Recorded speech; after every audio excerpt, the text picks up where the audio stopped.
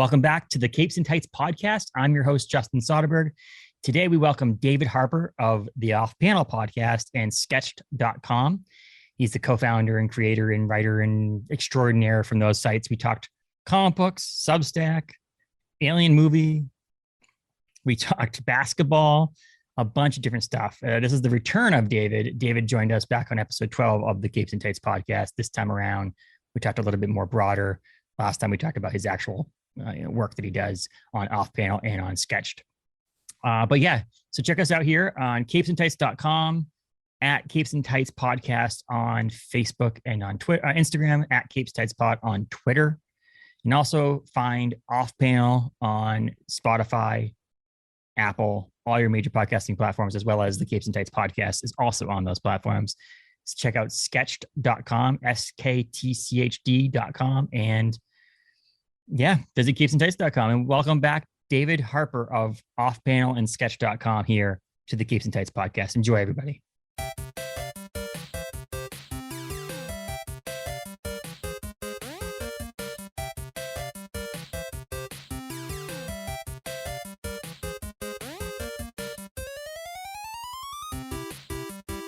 Welcome to the podcast, David. How are you? Doing well. How are you doing? I'm doing wonderful, man. It's a Monday, but it's rainy here, but it's warm over the weekend. So I'm glad it's a little bit calmer. I mean, it was in the 95 to 100 degrees here in Maine, and it was sweltering. So I'm good. It's raining now. It's nice for relief from that. I gotta say, your background makes me feel extremely basic. I'm like clearly an unprofessional podcaster because you have, for listeners who almost certainly cannot see unless you have spectacular supervision, you have a Capes and Tights podcast like right up behind you. Yeah. Then you said signed? Oh, signed. Yeah. You have that. You have like a bunch of comic stuff. You have a Fievel Goes West record? No, it's a laser disc. Laserdisc. Oh my God, even better. Yeah, signed by the voice of Fievel. He was at a local Comic-Con, and so he signed it for me there. That's so wild. I don't know what I'm more surprised by, you getting the signature or you finding a Laserdisc of Fievel Goes West. And then I mean, you got Infinity Gauntlet graded, you got Something That's Killing the Children graded. I don't know, is that the Magic or what is that to the left of something, or my left of I guess it's both of our left. Yeah. This one?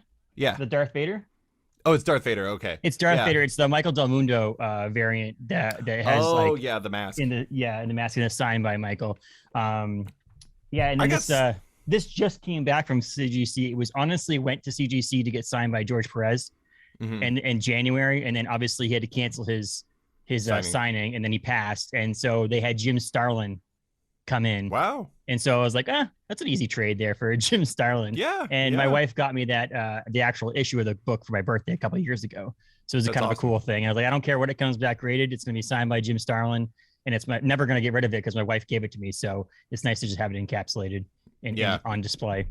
You also have the cool podcasting microphone arm. I just have this like random thing that I just plop down on my desk. Whatever, it gets the job done, right? It happens. I mean, it's funny. I love the what the people visually see if they watch the video, because they see that behind you. But on this side, it's like just chaos, and behind where you can't see, this is actually even a fake wall. It's not even actually. It's a backdrop for taking photos.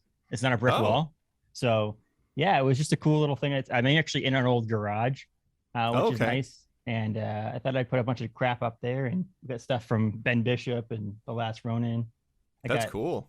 That's signed by the voice of what's his name, Ghostface. I am actually the opposite. If you look on this side of the camera, everything is cleaner, bizarrely. Apparently, I should do more cleaning back there, but this is just too many comics back here. But I mean, it's funny too. Is like this is all my stuff in my house. My wife, like, I have a couple things. I have a George Perez sketch in the hallway, which is a reason why that's okay to be out there. And then I have a Scotty Young did a like a variant that goes 100 of these prints made on black paper with like white and red ink and yellow ink of the balloon with the little kid going into the drain from the movie It. And he did one of 100. It's 100 of them or whatever. I had that out there too because we live in Maine, and that's where Stephen King dairy is. So yes. But like everything else just gets shoved in here. So I just put everything up and this flag. This is a fun little thing. This flag, Canadian flag. I'm not from Canada, but the first time we ranked on the charts for our podcast was in Canada in the film review or film and TV category. So I thought, you know what, let's pay some homage to Canada with a little Canadian flag there. Some props out to those people. Nice.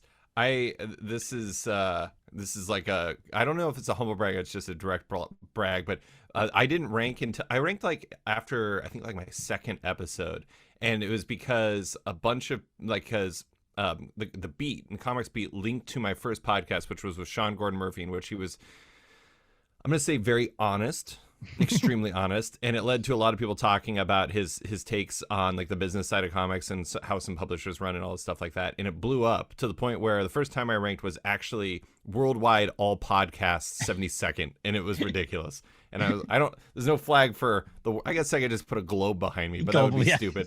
It was the one time. It's like I said, it's like the dumbest thing. It had nothing to do with what I did. I was so bad at podcasting back then. I know it. You listen to that and it just sounds like I'm recording in like a radiator. Yeah. It makes no sense. It's funny. It's like the rankings are so crazy now with the millions of podcasts that are out there. It's like if you can rank in the category that you're in, it's great. But like ranking 72nd overall, it's like there's 72 podcasts that have millions and millions of listeners per episode. Oh my God. It's so hard to get that place now. But yeah, hey, we just like talking, and that's the reason why we do it. I mean, it's not like exactly. But recently, I tell you what, my favorite podcasts that you do are sometimes with your retailers, when you talk to retailers. Yeah. And your recent one with San Francisco, what was his name again? Brian Hibbs. Yes, from out there in San Francisco, was amazing. And I actually sent the link to my LCS to say, check this podcast out. And I went in there and I told him the one line that he said in there was like, why you give your pull list customers discounts is stupid. Because I'm like, it's made so much sense. Like the fact that pull lists are the reason why the benefit you get from a pull list is the fact that they'll save your comic books for you. Right. Like that should be your benefit. That should be the only reason why you should be happy with being a pull list customer.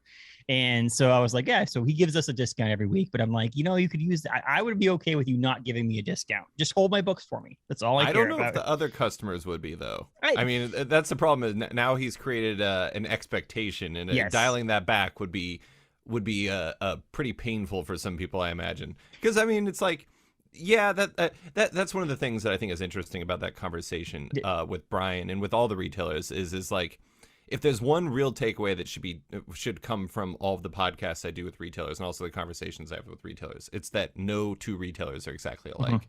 And like some shops thrive. They thrive with no new comics at all. They just sell back issues. Yep. Some thrive only selling graphic novels and trade paperbacks. Some thrive, I don't know, doing a mix of all kinds of things. And I don't know. I mean, whatever works for you. As long as your shop's doing well, I think they should be happy with themselves. And he made a point too. He's like, it's also like the big differences are like if you were a single person where you are the hours that you're open, you're there running the register, compared to if you have a full staff, it's completely different because obviously you're not paying an entire staff and so on. So that's what he is. My buddy Paul at Galactic Comics, he's just him. And he has a couple part-time people, like one that works Mondays so he can actually take a day off. And then a couple people who just fill in like on Wednesdays during busy moments and stuff. And like when he goes on vacation or stuff like that. But like, so it's very easy for him to just be like, I'm pulling the salary for myself. So I'm not really, that's the only salary I really have. And then also it's a lot more expensive to operate out of San Francisco than it is Maine. Yeah. But, yeah. He's one of two comic book shops in Maine, in the area. So it's like, you're almost guaranteed to get the business because the other guy is not so much a fan of comic books as he is the other stuff he sells, like coins and collectibles like that. And so like the place you want to go for your comic book knowledge is his shop. So it's like he could do whatever and people still would come in the door. Oh yeah, absolutely. The discount's nice though. I would go for a discount. I'm not going to complain if I got a discount. Correct. I love it.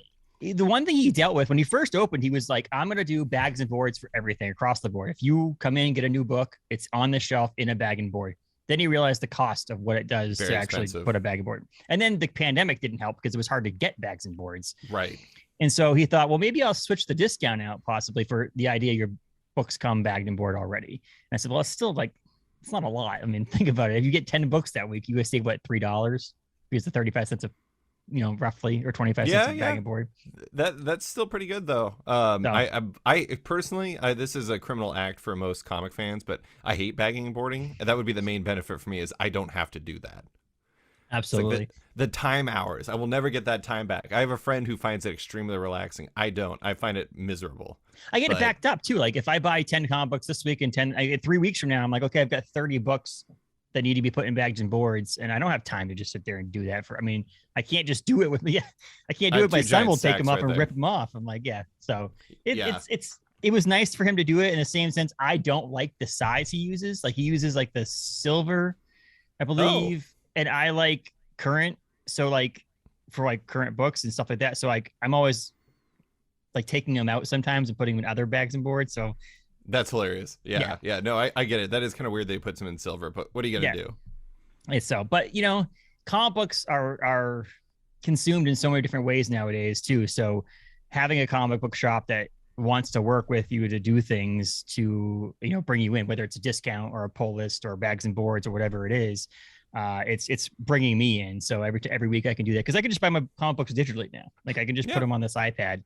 But there's something about holding on to a physical book that's crazy awesome. I clearly agree. And in graphic, I mean, he does really great graphic novel sales. He was very intrigued by the idea of a graphic novel club, and those are really cool too, to see that happening nowadays and do those kind of things, because people are doing those book clubs nowadays too, where like they read stories together and talk via Zoom or Facebook or anything like that.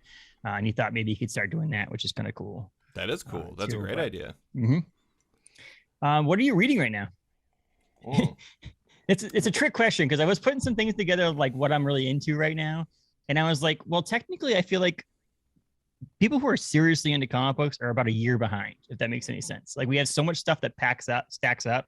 Yeah. That like my comic books that I'm really into right now could technically be the books that came out in 2021, not the ones that came out in 2022. The funny thing is like I'm currently like really focused on reading a book. I'm reading a book called The Three Body Problem. I don't know if you ever heard of it, but it is absolutely fantastic. It's a science fiction book, and so I'm like really hooked on that. So I'm kind of like out of the loop in terms of like comics. Okay, let me think. I mean, I am caught up with a lot of this week's releases. Like I really enjoyed. I like a good event comic, and I love Kieran Gillen's and Esad Ribic's Eternals run, and I love Immortal X-Men by Kieran Gillen and Lucas Wernick. Those are great comics. I mean, Eternals is over now, but it's continuing on as the new event Axe Judgment Day, and I really enjoyed that first issue. It felt like it had the stakes of a proper event comic, which was really good. I just read, this doesn't come out for like another month, but I just read, I'm talking to Declan Shalvey on my podcast tomorrow, and I read his new Image #1, Old Dog. Yes. Which was really solid. It was really solid. It was good. Declan doing Declan things. It's cool seeing what Declan would do if he just like completely soloed like a series. It feels very Declan. Let me think. I'm trying to think what was really blowing me away. The sad thing is like it's been over for months, and still like the first thing I think of is Kaiju Max, which is a really solid book. I mean, the problem is like sometimes my what I read is dictated by what I'm gonna have, who I'm gonna have on my podcast. Yeah. Like I just had Patton Oswalt and Jordan Bloom on my podcast, and I read their new Dark Horse series, Minor Threats, which hasn't come out yet. Really, like I really liked that first issue. It was really smartly done. Let's see. I'm really loving the Rogues book over on DC Black Label by Josh Williamson and Leo Max. That's a really solid book. I love the Rogues from The Flash, and seeing them do like like in a heist, going to like Gorilla City to go and rob the gold from them and everything like that.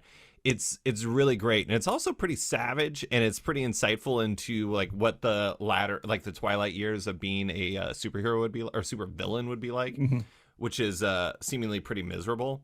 I mean, it's kind of funny because it's like I'm a big sports guy, and being an older supervillain would probably be pretty comparable to being an older athlete, where it's just like you kind of peaked when you were younger. And I don't mean that in a judgmental way. I'm not like Magic Johnson, you suck because like, you know, you haven't played in a while. He's obviously very successful, and I'm sure he's very happy, but at the same time, it's like in the eyes of the public, like you're at your greatest when you were like 27. And so like if you're Captain Cold, you know, you've been kind of perceived as washed from society for 20 years. And it's really fascinating seeing what Williamson and Leo Max are doing with that. I really like that book. Actually, all of Black Label is really solid. I love Catwoman, Lonely City. I don't know if you're reading that Cliff Chang's book. That's amazing. Man, it's funny. I have. Oh, hold on. I'm gonna cheat. You're gonna have to edit around this. No, absolutely. Yes, you're fine. All right, what do we got? I'm gonna flip through. Dark Crisis is solid. Let's see. Nightwing's good. I like Nightwing. I'm enjoying that. The problem is like I wish every issue was drawn by Bruno Redondo. Let's see. What's the furthest place from here? Tyler Voss and Matt Rosenberg and Hassan Otsman-Elhaou. That book is super great. I love like the perspective they have on this like crazy world that they're creating, and it's really fun seeing what they keep coming up with. And the most recent issue that had Josh Hickson that expanded on the world was really amazing. I'm on issue 3 of that book. I just get, again, there's so much stuff to go into that. Sure. Nice House on the Lake. That's one of my favorites. Oh, I mean, every issue is just like a feast, which I very much delight in. James Tynion and Alvaro Martinez Bueno. Love that book. Once and Future. Okay, so probably the 2 most fun books, and I like fun. Fun's good. Yes. Fun's good in comics, and these are the last ones I'm going to say. Are like this one never gets talked about, which is funny because I think it never gets talked about because who's writing it, even though he's very famous. Firepower by Robert Kirkman and Chris Samnee. That book is super fun. It's crazy. It's just like an action comedy drama thing. It's just like a fusion of genres. It's just basically like an 80s movie, and it's delightful. I love it. Actually, in a quick aside, Jonah and the Impossible Monsters by Chris Samnee and Laura Samnee and Matt Wilson and etc. That book rules. Last one, the most fun book in comics right now. Okay, when I say fun, I mean it's got some dire things that happen in it, but it's just like entertaining. Kieran Gillen, Dan Mora, Tamara Bonvillain, Ed Dukeshire, Once and Future, the Boom series. Every issue is just an absolute blast. It's funny because like I think a lot, and this is like a dumb thing to think about. This is a very comic book thing. I think about like tiers in my head in terms of reading order. And it's like whenever I organize, I do high, medium, low in terms of interest in reading. It's like I want to read all of them, but it's like you prioritize. And the highest in my order, like number 1 in the high tier is Once and Future. That's the first book I read every week it comes out because it's just extremely entertaining. And I like it entertaining. Yes, absolutely. What about you? Sorry, I just rattled off. You're good. No, absolutely. So Nice House on the Lake has been great. I don't think James the Fourth has missed on anything he's ever done. I just think he's one of the greatest creators in comic books for sure. So you got that, and obviously Something's Killing the Children has been amazing.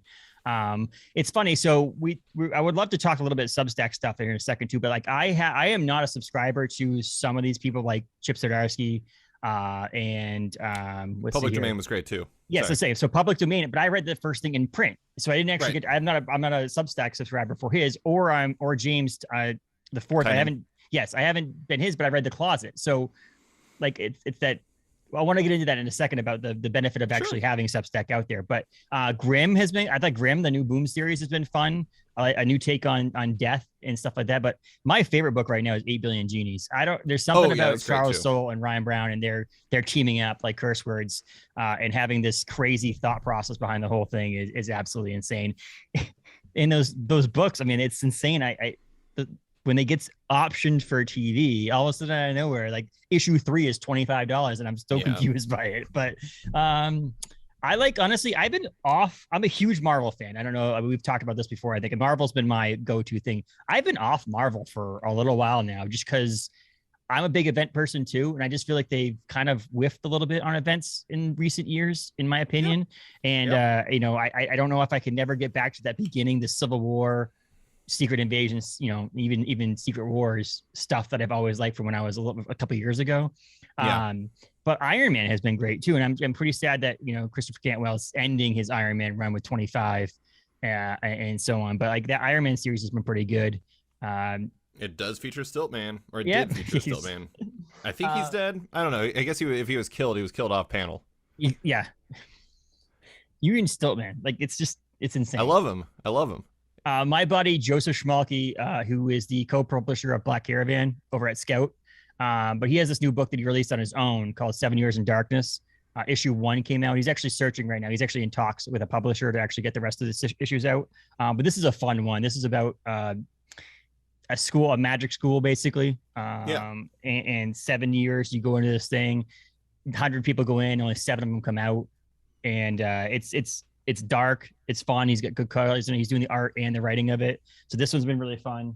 I would not sign up for that. That sounds terrible. I would not. 7 years in darkness, No. and then also like 100 going in. It's like the world's worst Fortnite game because you actually Exactly. die.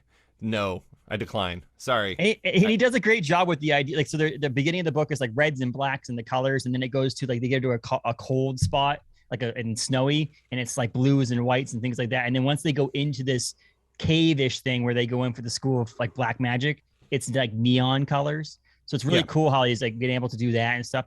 His goal would be to release like 4 issues a year over 7 years and have it be like almost in real time. Sure. I don't know. I mean, a lot of us want that. I mean, a month almost sometimes is too long to wait for an issue. So waiting 7 years to get the full story is might be not someone's cup of tea.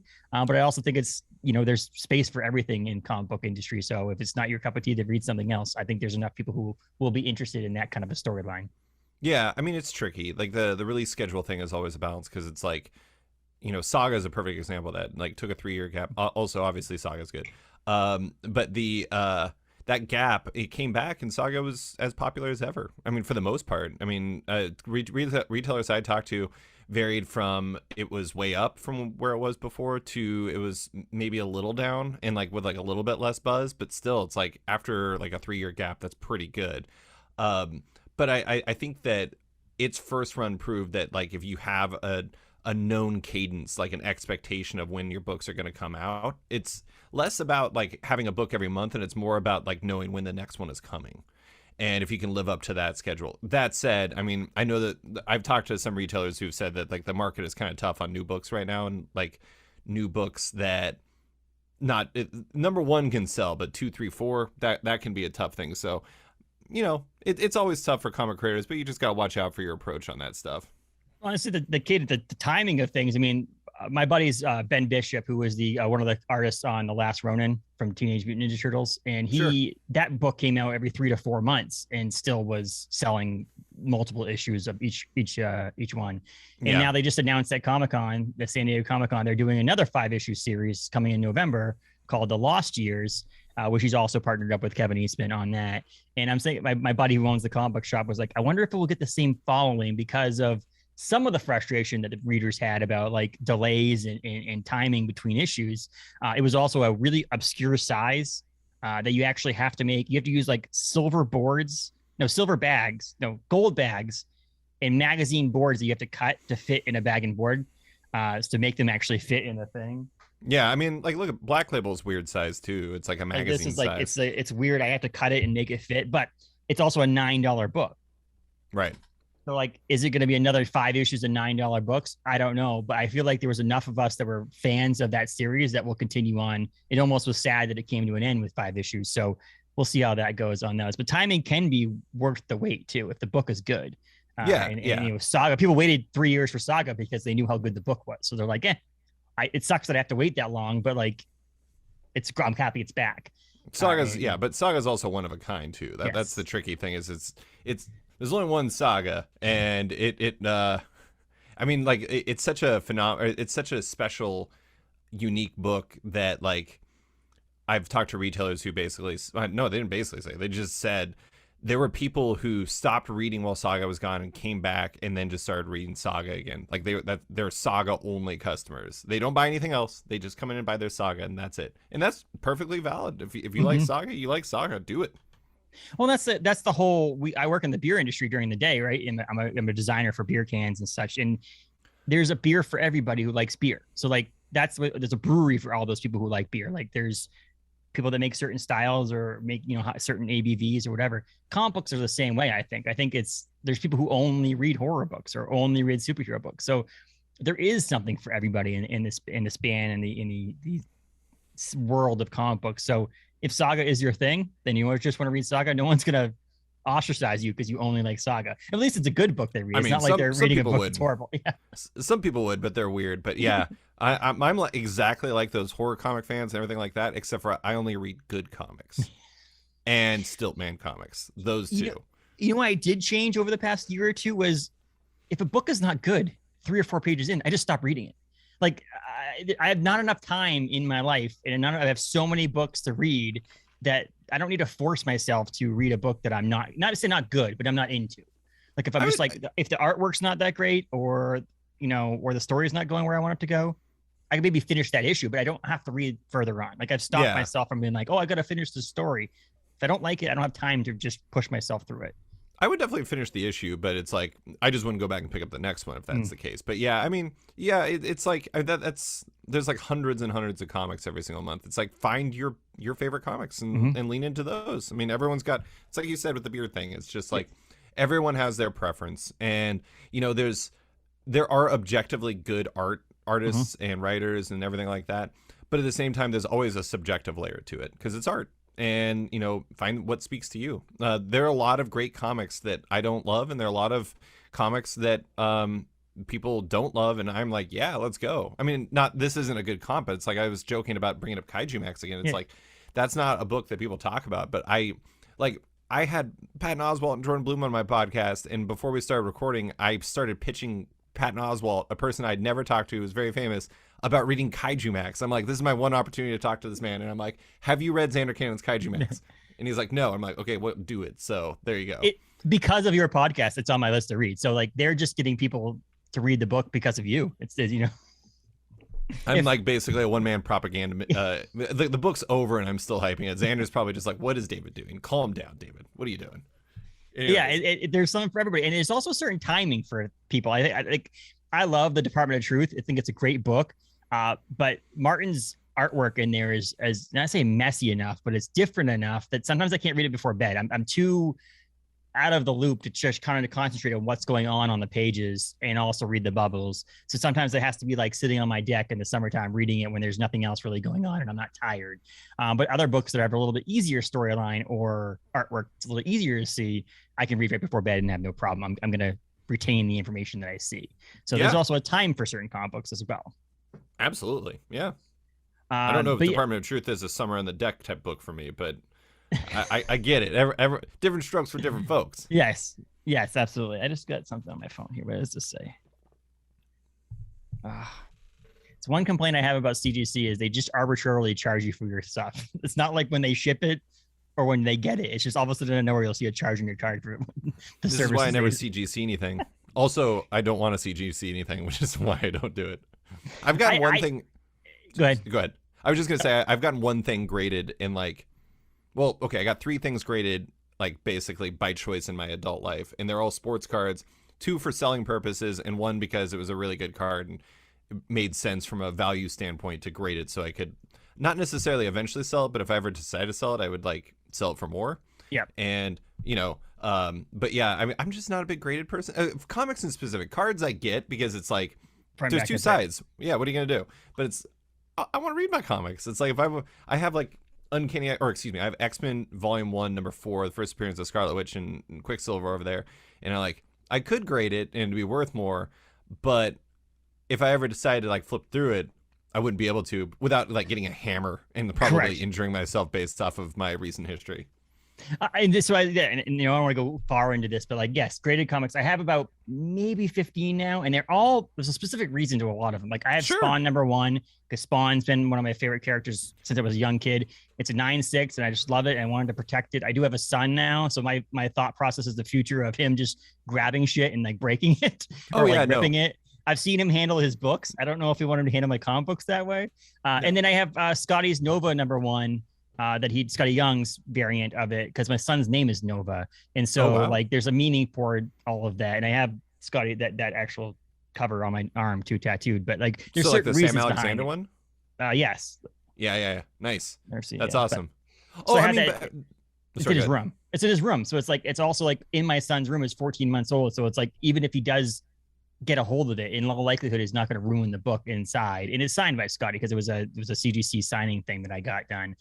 So there's a reason behind some of these things. I'm not just, there's people who arbitrarily do it. Like I've seen books before at my buddy's shop who was like, why did someone do this random issue of a random series that has no first appearances, no reason behind it? The book doesn't sell for more than it costs to get it graded. I don't understand why you would do that, but there's got to be a reason for me to do it. I mean, yeah, I when I say that I'm not into it, it's like I don't care if somebody wants to CGC some. I don't care. I mean, I just did an entire feature on like witnesses, CGC witnesses, because I find that world to be really interesting. And it's fascinating to me, and like I understand why people would do it. I mean, both for a resale purpose and for the reasons you're saying. But at the same time, I just wouldn't do it. It's like, you know, it's like everyone's got their preferences. Well, 2021 was my first, or 20, when I got the Scotty Young one, that was my first ever encapsulated book. Right. And so like, I mean, I've been collecting comics for years. So it was like, I was the same way. I'm like, but I want to look in the book. Even if I don't look in the book, I want to have the ability to look in the book. Right. And so, and there's certain ones I always thought about too. If there's something in the book that's like a first appearance or a misprint or whatever, I'm always laughing because it's in the book and now it's encapsulated. So you actually can't even see the reason why it's a valuable book or a special book. Like I can understand sometimes, like you mentioned, the cards, it's front and back. Like if it's this first cover appearance, then there you go. It doesn't really matter what the inside of the book is because you're looking at the cover. Yeah. But yeah, or a variant cover, like I talked about with the Nova one. It's the cover that I was really worried about, not the inside of the book, because I have that other book too. But so I have to have a reason for it, and resale value does help, but otherwise displaying is nice to have them in the case displayed. Oh, yeah. But yeah, you're right. There's this, I'm with you. This, I got it from my dad, opening a book and smelling it. Like my dad does it all the time. Open up, cracks a book up. The same thing with comic books. It's nice to open a book up and be like, oh, this smells like an old comic book. Yeah. Like I remember I had Matt Fraction on my podcast, and I talked to him about a graphic novel he did with this cartoonist named Albert Montes. And I remember telling him, I was just like, I don't know if this is going to make me sound weird, but your book smells really good. And I think he was like, it does make you sound weird, but I understand what you're saying. And I'm like, nice. Me and Matt, let's bond. Matt Fraction's got when Kiss did the blood in the ink, Matt's got his like just scent. He just like rubs it under his armpits before he sells the comic book, the graphic novel. I think he's just a man who really likes his paper stock. Which that's a fun thing too nowadays to see the different paper stocks we're getting. I'm really impressed that Todd McFarlane is still selling his books for $2.99, and it has some of the best paper stock on a comic book I've seen in years. Yeah. This is why it needs like 500 variants, though. Yeah. And I, you know, have you had Todd on? You haven't had Todd on your podcast, have you? I've had Todd on my podcast. You have, okay, yeah. Do you have it on your? So I listen to it on Spotify. Do you have it only go up to like 100 back episodes I have it, or something like that? It only goes back. My goal is to only have it go to about 198. The reason why is because previously I had permission to use music from a band named Wolfpack, and then before that another band named Yola Tango, and they allowed me to do it, but I didn't like pay for the rights, and I didn't want to mess with like Spotify coming after me, and so I like limited what I have on Spotify. I had like both bands gave me permission to use the music, but only the era in which I own the rights to the music. It's like my current theme song is an original track made by a group named Upright T-Rex Music, and I just didn't want to mess with that. But yeah, technically when I recorded with Todd, it wasn't a podcast. It was an interview for a feature I did for The Ringer, a website. It was a 25th anniversary of 25th anniversary of Image Comics, and I talked to Todd, and I talked to Rob Liefeld, and I talked to Jim Valentino, and I talked to not Mark Silvestri. God, I'm completely spacing. Oh, Eric Larson. And I ran all four of those in a row as like interviews on off panel. And so that was the only one I did. Todd was a delight. He was a hilarious guest. And my favorite part about it was when I called up, his assistant patched me through. And despite the fact that I was patched through by his assistant, he spent like 3 minutes pretending to be like a plumber. Where he's just like, yo, this is Joe from so-and-so plumber. And I'm just like, what is happening? And I just like leaned into it, and he just kept going. And I'm like, this is so strange. I'm like, your assistant patched me in. I know what's happening here. I know you're not a plumber. He seems like, I mean, every time you see a picture of him, he's always smiling and he's always happy. It always like, he just seems like he's living his best life for sure. Also very smart. He's a very smart guy. It was interesting seeing like the different personalities there. Speaking of Todd, or Spawn, I just rewatched the Spawn movie. Oh boy. How was that? I think my co-host Adam, who usually on with me, I think we're actually going to do some sort of breakdown and talk about it. It's funny. It was like they have a budget obviously for CGI. It seems like they put all of it into the Violator. When the Violator comes in and the clown transforms into the Violator, it seems like all the CGI went into that. And then when they went to like hell and places like that, it was like, okay, let's just skimp on the CGI of this one because it's just so bad. But then the Violator scenes are actually really good. And John Leguizamo is absolutely outstanding in that movie. He steals the entire show of that movie because he just, as clown, is amazing. But yeah, I'm excited for the next thing. I mean, I want Spawn to actually become a movie or a TV show other than the animated one they did for HBO because I love the actual comic book. And I think that movie doesn't do it justice for what it could be for Spawn on the big screen and the small screen for sure. Based off of my 14-year-old memories, like when I was 14, not 14 years ago, I would say I agree because I remember it being very bad. Very bad. Also, CGI was not very good back then. Like, if you watch the movie, you get to a point where like, okay, I understand this. This is the mid 90s. I understand how this is like not that great of CGI. But then you get to the Violator section of it, and you're like, wait, that's not that bad. What was it practical or was it CGI? It was CGI. Okay.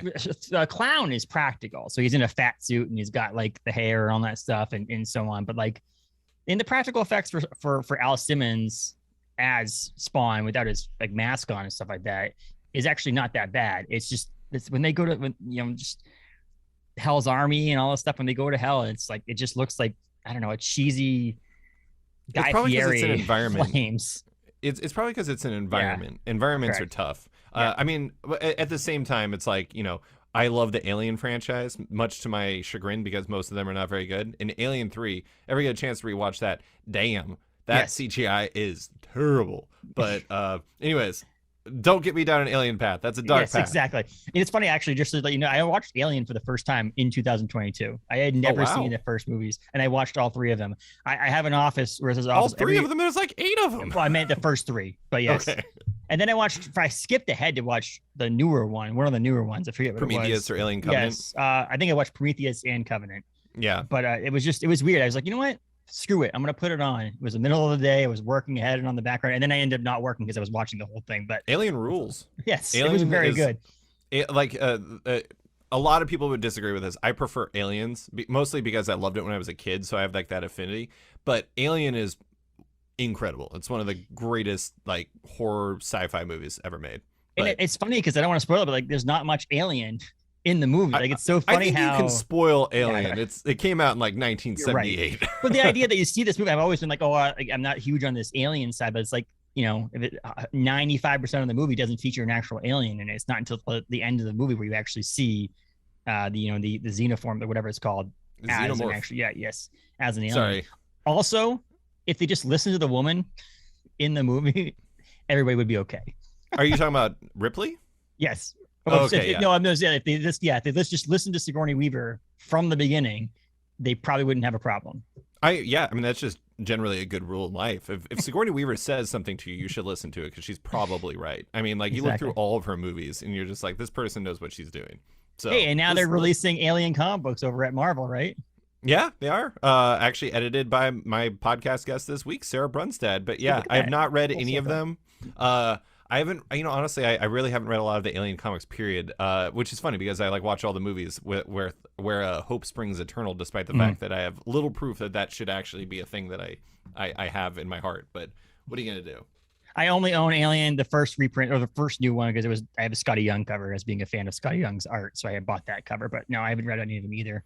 It's well worth it. I think anybody who wants to watch Alien, watch them because they're well worth it. They are dated, obviously, in special effects and things like that. But I mean, the movies are from the 70s and 80s. Like, what do you expect? Like, it's an old film. Also, Alien Resurrection and Prometheus have 2 very good basketball scenes that last approximately 11 seconds in total. So there you go. So you can't see my wall over here, but right here is a Muggsy Bogues signed jersey and a tiny Ultra signed jersey over here. So I'm like a basketball the fan small as well. guys. Yes. Gotta get Spud Webb up in there. But I want to get on the Substack part. So yeah, sure. I am a Substack. I'm not going to mention all of the people I don't want anybody to see how much money I spend on Substack. But I am a number of. This is the new thing, right?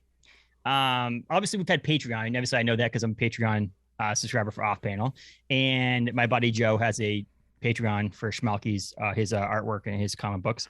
But it's similar in an idea of Patreon, right? In a sense, I mean, think about it. It's a subscription. You get things for subscribing on a digital it's platform. An email newsletter platform.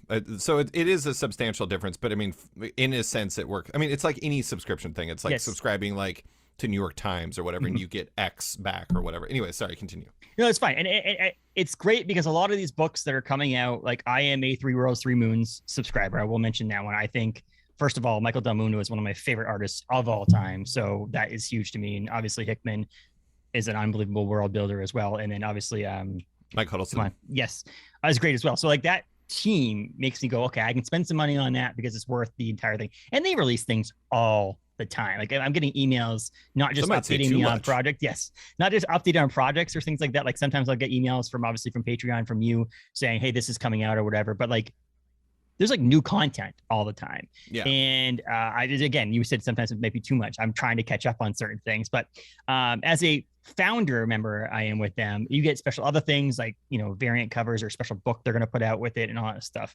But a lot of these books, like you said, Chip Zdarsky's Public Domain, James's The Closet, all came out first on Substack, and now we're actually being in print at Image and Boom and all these other places that actually have connected with these things. So far, just Image, but yeah. Yes. Yeah, you're right. I'm sorry. Boom is, I'm always confused with James because he does things on Image. But so the local comic book shop gets the benefit from this as well, I think, because there's people who don't want to subscribe but want to read the stuff. So you have it later on, and people who do subscribe and still want the print version of it will still buy it at the local comic book shop. Do you think Substack is a great thing for comic books right now? Like I do. I personally think it's great. I mean, I think that it's pretty hard to say that like a bunch of creators getting a bunch of free money to do whatever they want is anything but a good thing. I understand why people don't like the platform because they've, funded and tacitly supported a bunch of people who are not so great. And that is an understandable thing. But if the only thing that comes from this is that, I don't know, 30 creators get like 6-figure checks to do whatever they want, then that is a once in the lifetime amazing comic book thing. And if that leads to Chip being able to tell a story that he probably wouldn't have been able to tell if it was dictated by the successes and the whims of the direct market, and if it allows Hickman and Del Mundo and Huddleston to let their freak flag fly and do whatever they want with Three Worlds, Three Moons, then yeah, that's great. I mean, I support that. Is it a great place to read comics? Probably not. But at the same time, it's like, the way I look at it is this, is it is, so for listeners that don't know, Image, like, so if you're an Image, if you produce a comic at Image, you own all of the rights, but you also, for the most part, do not get like a page rate. So you only get money when the book sells. And so you have to, you basically are like operating on a wing and a prayer to a certain degree. And if you look at it like this, like The Closet or Public Domain, both of those books had a page rate, were funded because they got money from Substack, and then basically everything that they sell from those print versions is gravy. Like they're just making, anything they make is profit at that point, which is amazing for the creators. And so, yeah, I mean, like that sounds great to me. Like if comics could use a lot more like sugar daddies and sugar mamas and sugar whatevers that don't take any because I mean that's the other thing is like Substack doesn't take any of the intellectual property rights. They also let you, if you want to leave, like, because here's the thing is I'm actually writing a feature, the feature I told you I was struggling with, that is I think going to run on Thursday at this point, is looking at Substack after a year. And I talked to Scotty Young and James Tynan, Kelly Thompson and Elza Chartier and Ryan Stegman about their experiences on there, and a number of other people on background and like off the record, just trying to get a feel for how it's went. And it's interesting to see their perspective. But I mean, like basically all of them are just like, if again, like the money is life-changing. So yeah, I mean, I don't know if it's a long-term thing. I don't know if it's a long-term good thing, but again, 1 year, lots and lots of money, that's a good thing. Yes. And so obviously we created, it's funny how Chip made a book about creator rights or like creator credit on a system that's paying the creator pretty well and giving them credit for it. Like if that makes any sense. Like it's pretty funny how he almost inceptioned the book there with its main character is also a bearded man who works at a newspaper, which Chip is a bearded man who used to work at a newspaper. So, you know, there you go. Yeah, exactly. It might be autobiographical to a certain degree. Well, I mean, yeah, it's an amazing book. If anybody hasn't had a chance to read it, I think Public Domain is a really good book. It's also hard to write books. I feel like that are outside the big two about in a theme of a superhero. So that's also, I think it's cool. It's kind of quasi superhero-ish because obviously it's a character, but extremely quasi. I mean, it's like yeah, it's about superhero it's really just about creating, and it's about like the honestly, and a lot of it's about family, and a lot of it's about relationships and all these different things. I mean, that's the fun. Here's the thing that I think is probably the coolest thing about it. If you ignore the money, if you just focus on the utility of the money of Substack, the thing that makes this really cool is like, again, I don't think. Oh, okay, I don't want to speak for Chip because I have not spoken to Chip about this. But making a comic like Public Domain that is very niche-y even for comics would have been a really tough sell. I think he probably would have gotten it at Image because he's Chip, and Chip is very popular.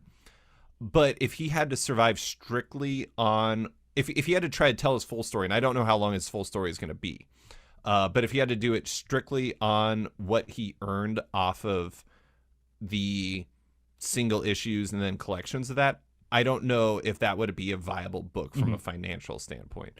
But he doesn't have to worry about that because he got a check from Substack, and then on top of that, he can pay Kagan McLeod to draw more Kaptara. So it's like it's awesome. Like this is allowing creators to take big swings that they wouldn't have been either they wouldn't have been able to do now, or they wouldn't have been able to do ever. And like that's really cool. Like I don't know, like The Closet's an easy sell for James because it's like a horror book, but like Blue Book, I don't know if Blue Book would have been as easy of a sell. He was able to do that because of that. He can do the wild fiction stuff for Department of Truth because of that. And like that's cool. I mean, James was on your podcast too, talking about how he likes to do the 3-issue series too, like the mini series that are only 3 issues long that he's done a couple of times now. And not every publisher is going to be okay with that. Like, especially with him on the name of the title, like, we want more issues of that because you're going to sell the books just because of your name. So having those 3 issues too is also, he can do whatever he wants. He can do 3 issues, he can do 1, he can do 10. It's his book on Substack. He can do what he wants with it. I suspect publishers are a lot more interested in 3-issue series than they used to be. Because, I mean, the thing is like the big harm to the viability of comics, single-issue comics, has always been attrition, and attrition is worse than ever.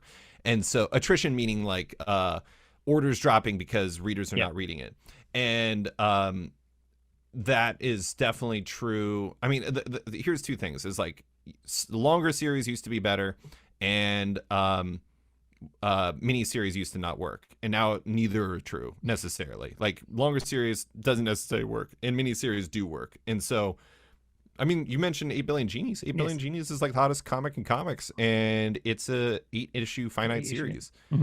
And so, I mean, Nice House on the Lake is only 12 issues too, right? I mean, so there's this call for these small things. I like it. I mean, think about it. We talked about not reading a book after number 1, but if you know it's 8 issues long, what's going to stop? Okay, I can do 8 issues. I'll collect it. I'll finish the storyline. But if you don't know when it's going to end, or if you know it's going to go 50 issues, then you might be like, well, that's a big commitment to get into that. So yeah, I do like the idea of a smaller run, but like James has been able to do what he wants with The Closet and so on. Like you mentioned, that book probably would have been, I mean, Image probably would have picked that book up as well. Same thing with Public Domain because of the name behind the book, right. Less likely of the book itself. But my other thought process on the whole thing, and I mentioned there's a number, what you said, like 30 or so substantial Substack. God, I don't creators. know. It's a lot. I mean, 30 might be high, but yeah, I don't know the number, but it's let's say 20 to 30 probably.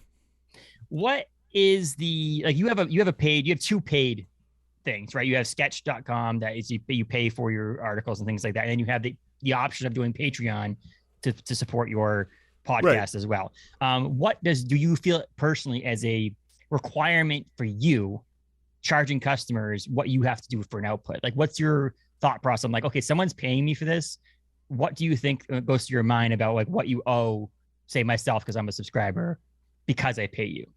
I owe you my panic to produce, because like, I mean, that's honestly like, that's one of the most stressful things about doing like this type of thing is like, it's interesting because it's like, I don't know if this is true for all crowdfunded things like Kickstarters, but the thing about Kickstarters is they end like after like 30 days. It's like you do a Kickstarter, 30 days later, the panic can stop. I mean, you're going to have to fulfill it and everything. So there's going to be that panic too. But at the same time, it's like you don't have to worry about delivering and like making this happen and getting it funded.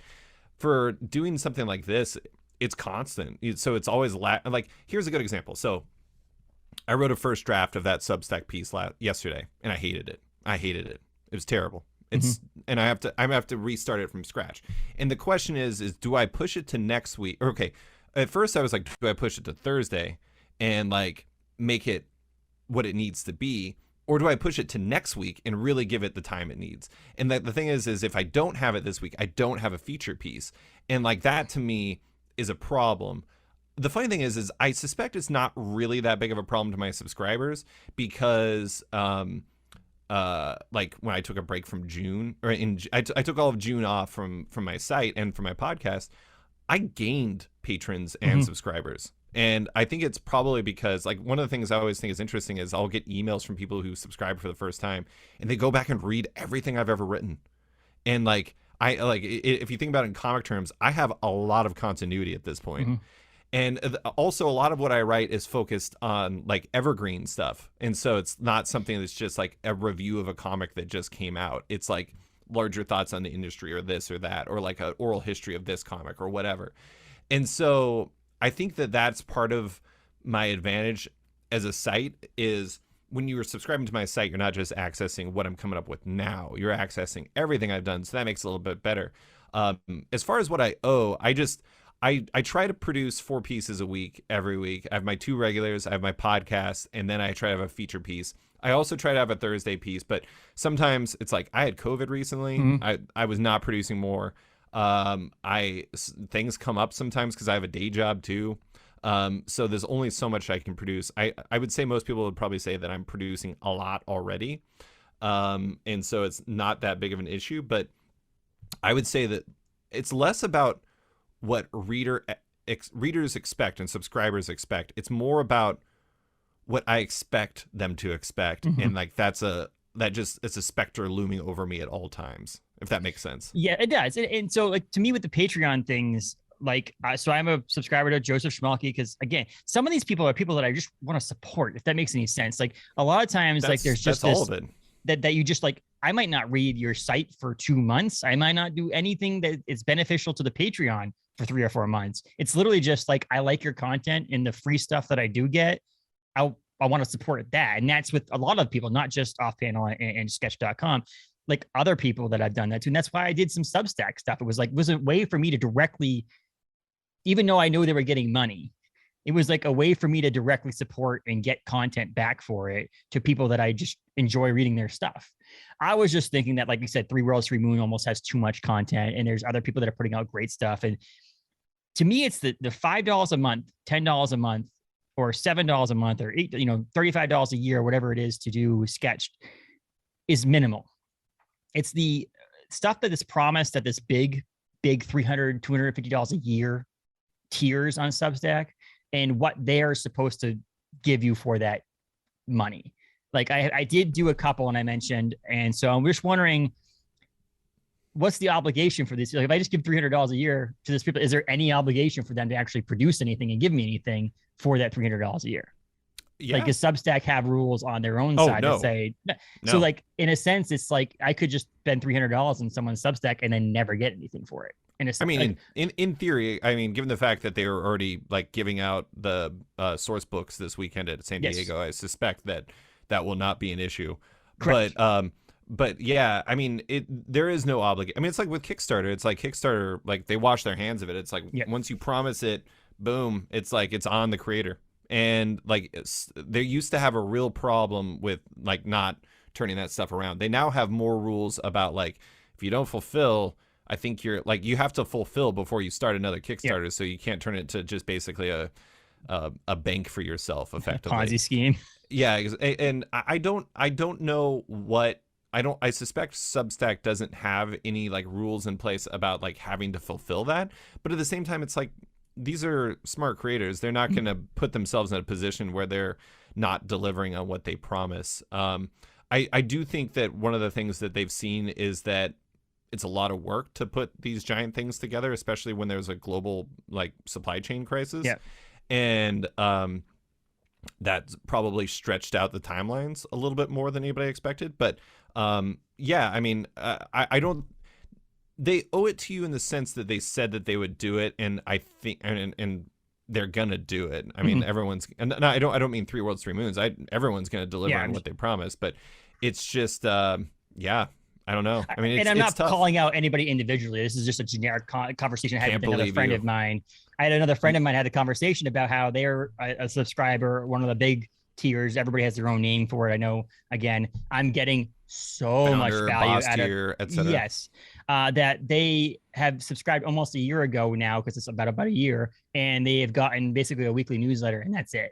And they haven't gotten anything that was quote unquote promised to them for signing up with the big tier thing.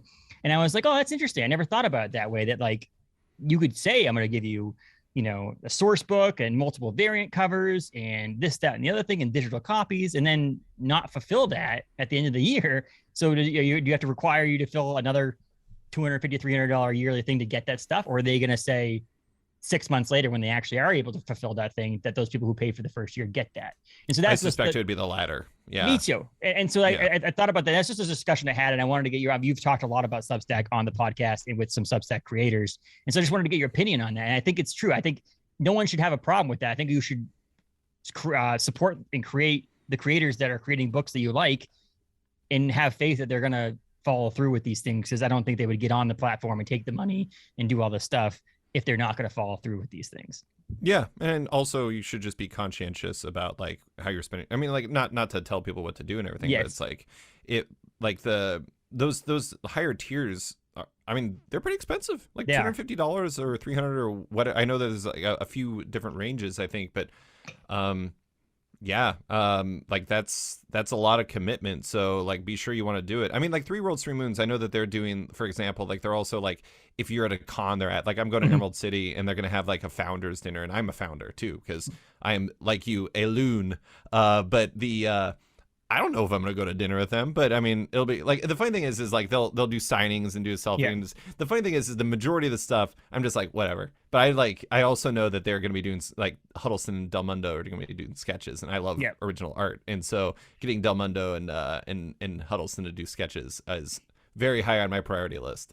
So I've always wanted to go to San Diego Comic-Con. We just talked prior to recording about how there's a bunch of stuff happened, and I kept on getting emails being like, make sure you RSVP if you want to go to the founders brunch. And I'm always like, I've never wanted to go to San Diego Comic-Con more than right now, because I am a founder, and that's one of my benefits, is going to brunch with the people. And I'm like, oh, that sucks. So I'm not gonna lie, I mostly just want to have brunch. Sorry, Jonathan. Yes. Sorry with the mics. I'm like you guys can hang out over there. I'm just gonna have my eggs Benedict, and I'm just gonna chill. Okay.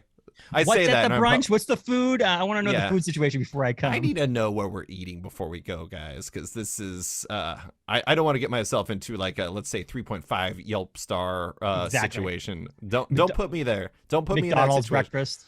I know the food situation in Seattle pretty well. I'm just throwing this out there, 3 Worlds, 3 Moons team. If you have any questions on where to host your dinner, I'm your guy. Anyways. So the biggest thing to me is support the people who create the comic books that you like, and these are the kind of things that it makes it so that you, as a creator, with the Sketched and with Off Panel, can communicate and connect with your fans and your listeners and your readers in a new way. And I feel like there was Patreon and there was Discord. People had Discords and things like that, but like this is a new way that like your 3 Worlds, 3 Moons people, your James Tynan, and Scotty Young and those people can Chip Zdarsky can connect with their fans in a new way through these portals like Substack. And it's really cool because I feel like I know the people in 3 Worlds, 3 Moons because of how much content, how much times they email my inbox. I feel like I have this connection, like, oh yeah, my friends, the Mikes and Jonathan Hickman, those are my buddies over there. When really there's thousands of subscribers to them probably. So the idea behind it is Go ahead. I mean, did you see the post where they admitted how many they had 10,000 free subscribers and 2,300 paid subscribers as of May 29th? And yeah, I mean, that is funny. The funny thing though is and not to be craven and capitalistic, but like the reason why you do it is because money. Like you got to fund the work, and it's like something like 3 Worlds, 3 Moons, for example. You can't do that. Like what does that even look like as a print product in its current state? You couldn't do what they were doing, and so it's about funding a big swing. And like for me, it's just like I started the Patreon because I'd been doing it for years and I made $0 off of it, and that started seeming stupid. And so I was like, I should do this. And like I love doing the Patreon, and I love like doing mailbags and all the like kind of community engagement and stuff. But it's like the biggest deal is funding the work. Yeah. And yes. and that's important. And it's like if somebody does something you love, it's worth supporting however you can. I mean, honestly, and that comes in different forms. It's like, it doesn't just have to be monetary. It's like some of the biggest things, like I was going through a tough week, like a week or two ago, because I keep trying to kill myself, much to my chagrin.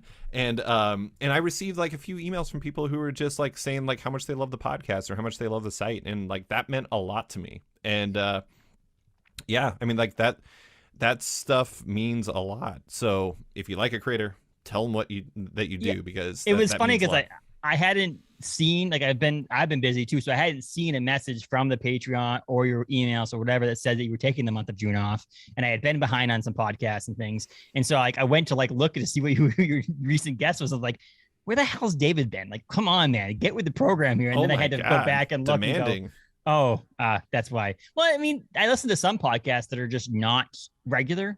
Like there's some podcasts where they just arbitrarily release an episode. So like you have to go to their page on a regular basis to kind of see what the content that's coming out is. And, you know, I listen to other podcasts like yours and my buddies over at Friends from Work that do a Marvel Cinematic Universe podcast who have a regimen. They're like, okay, they're every Monday, week. Every Monday, whatever. Yeah. And so those are the ones you just go on there and you know on Wednesday, okay, I'm going to have an episode. And when you don't see one, that's where I'm like, oh, I wonder what's going on. And so I got a lot of messages. People were like, hey, when's the next podcast? And I was just like, soon. July. And I should have paid attention. 4th. 4th of July. Was very smart by me. I returned on 4th of July. But yeah, I mean, it's at the same time, it's like you got a lot of stuff. I mean, just 3 Worlds, 3 Moons emails by itself would just completely push me to the bottom of your inbox.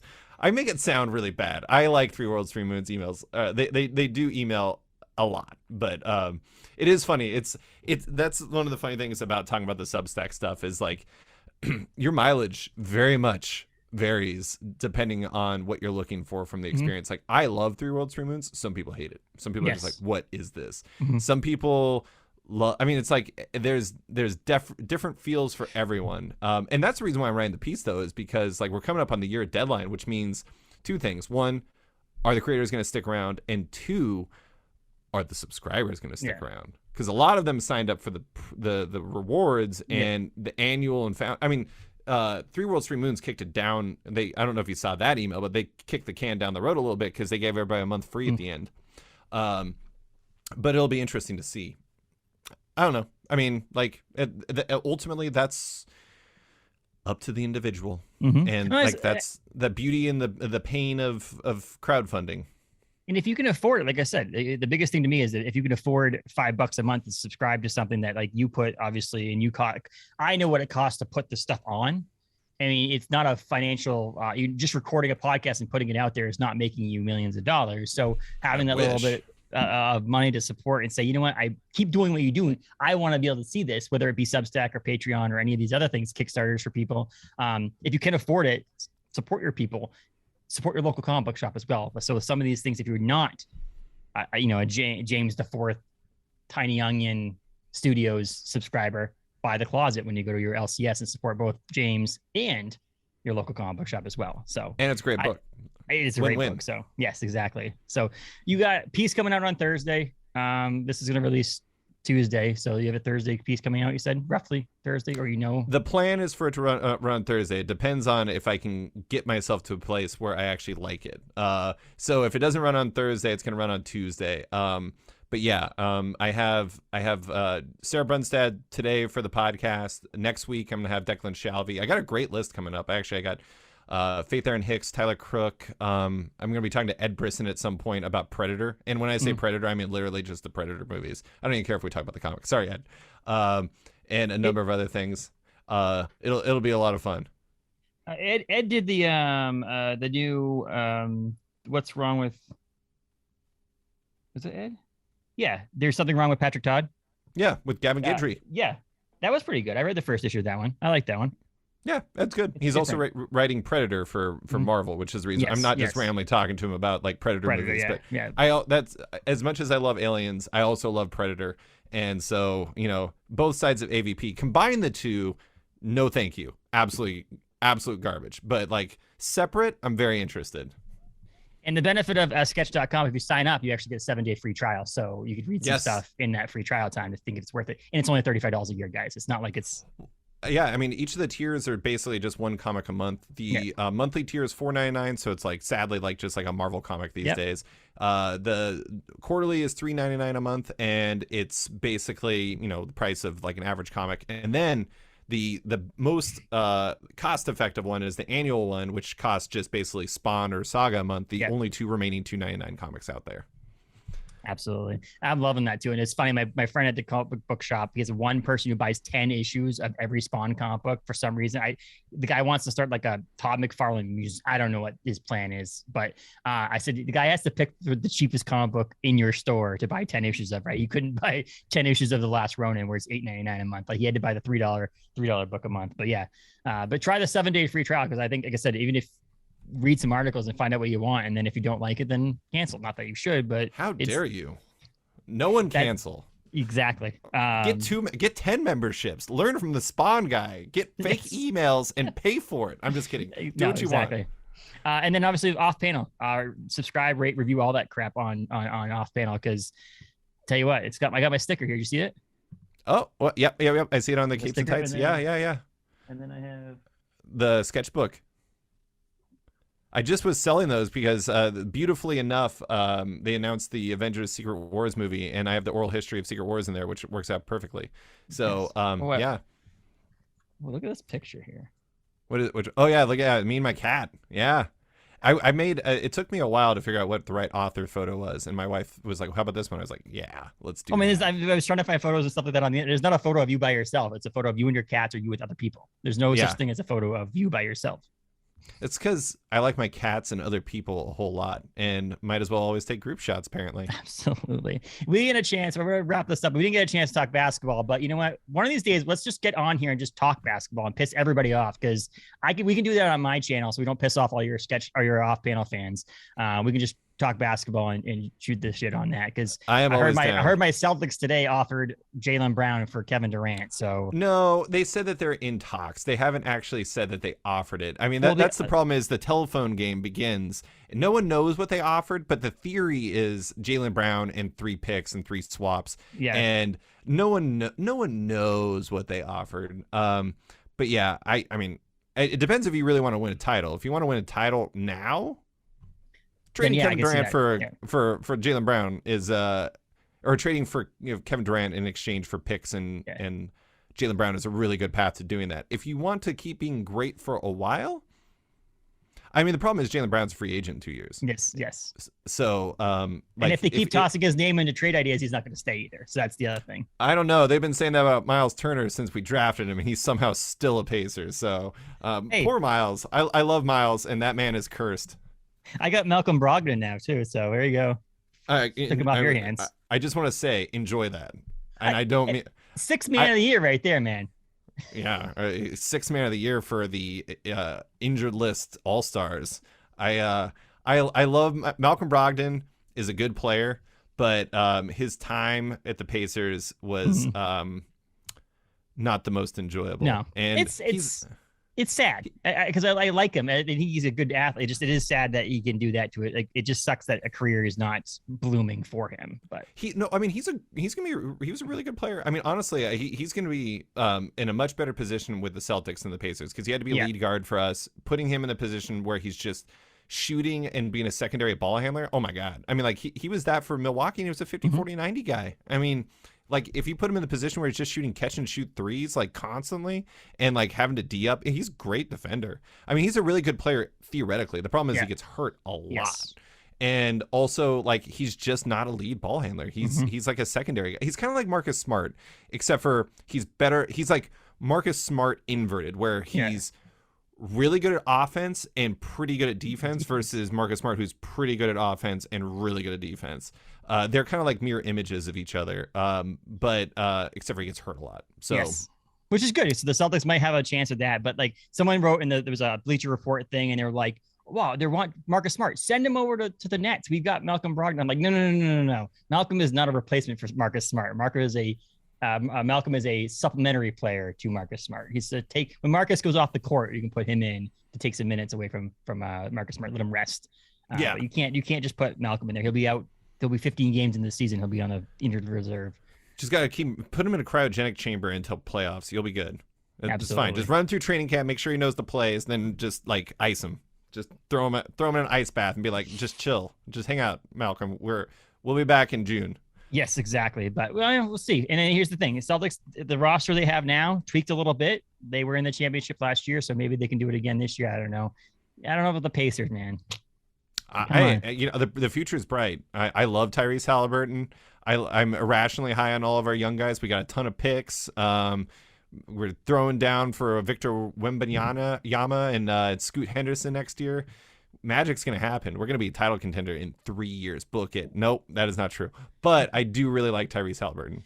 I'll tell you right now, I am so glad for your benefit and the benefit of the NBA that they did not make the Russell Westbrook trade to get him to come to Indiana, because I mean, not yet. I mean, like the Lakers are funny. They're like I said this on Twitter recently, but they are as irrational as their own fans, which is really impressive, because they're just like going around to every team. They're like, hey, what do you think about Westbrook and Talen Horton-Tucker for, like, I don't know, Nikola Jokic? And they're like, no. And they're like, okay, what about it for Jimmy Butler and Bam Adebayo? And they're like, no, we're going to decline. And they're like, okay, they're like the guy in the fantasy league that everyone hates, who just keeps throwing out the terrible offers. Like, calm down, Rob Pelinka. Nobody wants your stupid 2029 pick.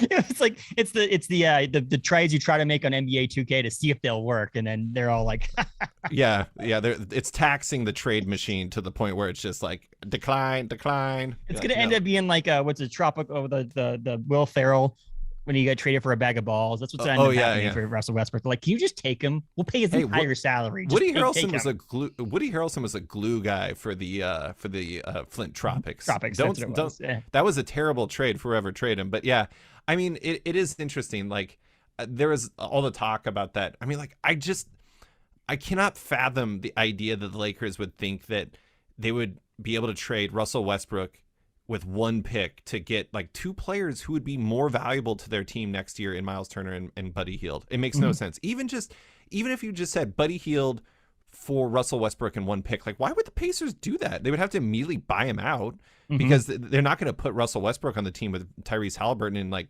harm his growth. And I don't know. It's drunk, but it's the NBA. NBA is perpetually drunk. Oh, I mean, someone's going to make $65 million a season here pretty soon with Jokic's last season. It's insane. But no, I'm saying, like, his last season and his 5-year contract's like $60-something million. It's insane. Good. Which is great. It's worth it. But like, it's crazy to think about that. I'm thinking about, he was drafted the same year as Marcus Smart. So the Celtics have a great player in Marcus Smart, but they, like, the idea that he was a second round, that Jokic was a second round pick, and all these, it's funny to think back on like, you skipped over this dude that now is one of the best players in the NBA. To be fair, if you like gave like a basketball fan amnesia for all things beside, like, just for like who these people were, and you like lined up like 40 players and said pick these people from the NBA player pool, Jokic would probably be last. Yes. He just looks like a dude who's really big, and like he doesn't look like an athlete, and like that's enough to drop you in the draft. It's just like, do I want this person who can jump like 40 inches, or this person who can jump like 0.5 inches? Like, you watch Jokic, there are entire possessions where he gets multiple offensive rebounds where he like, near as I can tell, does not jump. Yes, he just stands there. It is astonishing. I love the Nuggets, by the way. Nuggets are like my Pacers East. Or Pacers West. Close out on that. Did you hear Carmelo Anthony wanted his number retired in Denver, and then people realized that it's also Jokic's number, so they can't really do that because now the best player to play for Denver isn't Carmelo Anthony. Yeah, Exactly. So like, no, sorry. Maybe we'll put your name in the rafters, but not your number, because that's Nikola Jokic's number.